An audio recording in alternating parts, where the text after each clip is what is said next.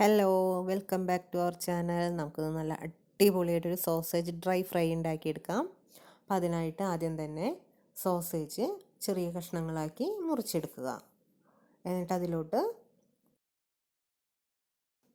അതിലോട്ട് നമുക്കിനി മഞ്ഞൾപ്പൊടി, 1 ടീസ്പൂണോളം മഞ്ഞൾപ്പൊടി, അതുപോലെ തന്നെ മുളക് പൊടി, കുറച്ച് ഉപ്പ്, garam masala, ginger garlic paste, കൂട്ടത്തിൽ കുറച്ച് വൈറ്റ് വിനീഗറും കൂടി ചേർത്ത് നല്ലതുപോലെ നമുക്കത് മിക്സ് ചെയ്തെടുക്കാം. ഇത് നല്ലതുപോലെ ഒരു സ്പൂൺ ഉപയോഗിച്ച് നല്ലതുപോലെ മിക്സ് ചെയ്തെടുക്കണം. മസാലകളെല്ലാം എല്ലാ സോസേജിലേക്കും എത്തുന്ന തരത്തിൽ അത് മിക്സ് ചെയ്തെടുക്കുക. അതിനുശേഷം നമുക്കൊരു പാൻ അടുപ്പിൽ വെച്ച് കുറച്ച് വെളിച്ചെണ്ണ ഒഴിച്ച് നമുക്കത് ഫ്രൈ ചെയ്തെടുക്കാം.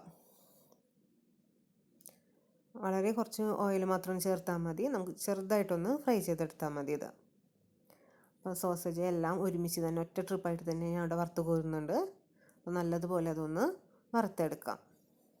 പിന്നെ അതേ വെളിച്ചെണ്ണയിലോട്ട് തന്നെ ആദ്യം കുറച്ച് പെരിഞ്ജീരകം ഇട്ട് കൊടുക്കുക. ഇനി ഇതിലോട്ട് നമുക്ക് കുറച്ച് ജിഞ്ചർ ഗാർലിക് പേസ്റ്റ് ഇട്ട് കൊടുക്കാം. അങ്ങനെ സവോള അത് നന്നായി മൂത്ത് വരുമ്പോൾ സവോള ഇട്ട് കൊടുക്കാം. സവോള നല്ലതുപോലെ ഒരു ഗോൾഡൻ ബ്രൗൺ ആകുന്ന വരെ നമുക്ക് വഴറ്റി കൊടുക്കാം. അതിനുശേഷം നമുക്കതിലോട്ട് പൊടികൾ ചേർത്ത് തുടങ്ങാം. ആദ്യം തന്നെ 1.5 ടീസ്പൂൺ മല്ലിപ്പൊടി, എരിവിന് ആവശ്യത്തിനുള്ള മുളക് പൊടി, കുരുമുളക് പൊടി, ഒരു 1/4 ടീസ്പൂൺ മഞ്ഞൾപ്പൊടി, ഒരു 2 ടീസ്പൂണോളം നമ്മുടെ ഗരം മസാല ഇട്ട് കൊടുക്കുന്നുണ്ട്. പിന്നെ ഇതെല്ലാം കൂടി നന്നായി മിക്സ് ചെയ്ത് അതിൻ്റെ പച്ചമണം മാറുന്നത് വരെ നമുക്കൊന്ന് വഴറ്റി കൊടുക്കാം. പച്ചമണം മാറി വരുമ്പോൾ നമുക്കതിലോട്ട് തക്കാളി ചേർത്ത് കൊടുക്കാം. ഒരു വലിയ തക്കാളി ഞാൻ ചേർത്തിട്ടുണ്ട്. പിന്നെ അത് നന്നായിട്ട് വെന്ത് നല്ലപോലെ ഉടഞ്ഞ് ഈ മസാലയുമായി ചേർന്ന് വരുന്നവരെ നമുക്ക് വഴറ്റി കൊടുക്കാം. ഇപ്പോൾ നമ്മുടെ തക്കാളി എല്ലാം വെന്തുടഞ്ഞ് മസാലയുമായി നന്നായി ബ്ലെൻഡായി വന്നിട്ടുണ്ട്. അതിന് നമുക്ക് ഒന്നും കൂടി ഇളക്കി യോജിപ്പിച്ച് കൊടുക്കാം. അതിനുശേഷം നമുക്കതിലോട്ട് നമ്മൾ നേരത്തെ മസാലയെല്ലാം തേച്ച് വറുത്ത് വെച്ചിരിക്കുന്ന സോസേജ് ചേർത്ത് കൊടുക്കാം. സോസേജ് ചേർത്ത് ഇത് നന്നായിട്ട് മിക്സ് ചെയ്തെടുക്കാം. ഈ മസാല തയ്യാറാക്കിയതെല്ലാം ഈ സോസേജിൻ്റെ എല്ലായിടത്തേക്ക് എത്തുന്ന തരത്തിൽ നമുക്ക് മിക്സ് ചെയ്യാം.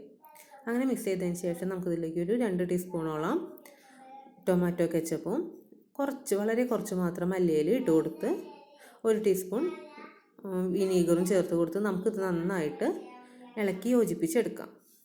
നല്ലതുപോലെ ഇളക്കി യോജിപ്പിച്ച് വരട്ടി എടുത്തു കഴിഞ്ഞാൽ നമ്മളുടെ അടിപൊളി ടേസ്റ്റി ആയിട്ടുള്ള സോസേജ് ഡ്രൈ ഫ്രൈ തയ്യാറായി.